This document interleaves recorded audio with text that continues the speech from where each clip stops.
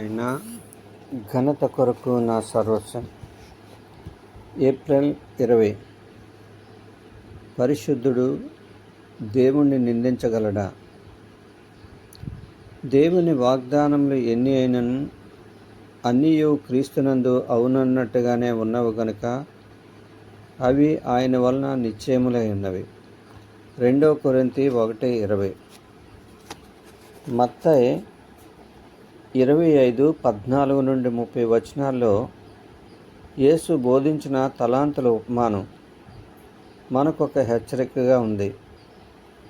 మనము మన సామర్థ్యాలని కొన్నిసార్లు సరిగా అర్థం చేసుకోవడంలో పొరబడతామనే హెచ్చరిక ఇందులో కనిపిస్తుంది.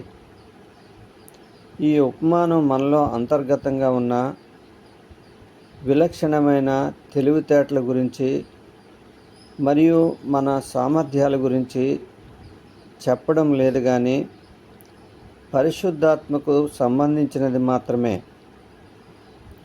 శిష్యులు పెంతెకొస్తు పండుగ నాడు పరిశుద్ధాత్మను పొందారు. మన విద్యార్హతలు, మన మేధస్సు, మనలో ఉన్న ఆధ్యాత్మిక స్థితికి ఏమాత్రము ప్రమాణాలు కావు.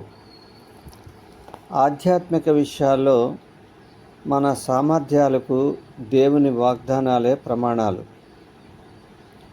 మనం ఎలా ఉండాలని దేవుడు కోరుకుంటున్నాడో మనము అంతకు తక్కువగా ఉన్నప్పుడు మనము దేవుని మీదే నిందారోపణ చేసేవారిగా ఉంటాం. పై ఉపమానంలోని 3వ సేవకుడు, నువ్వు నాకు ఇచ్చిన శక్తికి మించి నాలో నుండి ఫలితాన్ని కోరుకుంటున్నావు, నా దగ్గర నుండి చాలా ఎక్కువ పని రావాలని ఎదురు చూస్తున్నావు, నేను ఈ పని చేయలేను అని చెప్పినట్టుగా మనం కూడా చెప్తామేమో. నేను ఈ పని చేయలేను దేవుని సర్వశక్త పరిశుద్ధాత్మకు అని చెప్పవద్దు. నీలో అంతర్గతంగా ఉన్న సహజ సామర్థ్యాలకున్న పరిమితుల్ని దేవుని పరిశుద్ధాత్మ అనుగ్రహించే శక్తికి ఆపాదించకు. మనము పరిశుద్ధాత్మను పొందిన వారమైతే దేవుడు మనలో పరిశుద్ధాత్మ కార్యాలు వెల్లడి కావాలని కోరుకుంటున్నాడు. ఉపమానంలోని సేవకుడు తన్ను తాను సమర్థించుకున్నాడు. పనిలో పనిగా తన యజమాన్ని నిందించాడు. ఇచ్చిన దానికంటే ఎక్కువ రావాలని కోరుకుంటున్నావు. ఇది ఆ సేవకుని ఆరోపణ. మీరు ఆయన రాజ్యమును నీతిని మొదట వెతకుడి, అప్పుడు అవన్నీ మీకు అనుగ్రహింపబడును.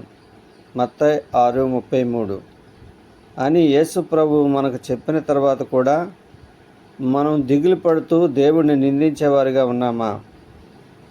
ఇచ్చిన దానికంటే ఎక్కువ రావాలని కోరుకుంటున్నావు అని ఉపమానంలోని సేవకుడు చెప్పడంలో దేవుడు అతనికి ఏదో తక్కువ చేసినట్టు ఆలోచిస్తూ కలత చెందినట్టు కనిపిస్తుంది కదా. సోమరితనం ఉన్న వ్యక్తిలో ఇతరులను నిందించే లక్షణం ఉంటుంది. నాకు మంచి అవకాశం రాలేదు, నాకు మంచి అవకాశం ఎవరూ ఇవ్వలేదు అంటూ సోమరి తన వైఫల్యాన్ని ఇతరులకు ఆరోపిస్తాడు. ఆధ్యాత్మిక విషయాల్లో సోమరులుగా ఉన్నవారు తమ వైఫల్యాలకు దేవుణ్ణి నిందించేవారుగా ఉంటారు. సోమరులు ఎప్పుడూ ఇతరుల మీద దాడి చేస్తుంటారు.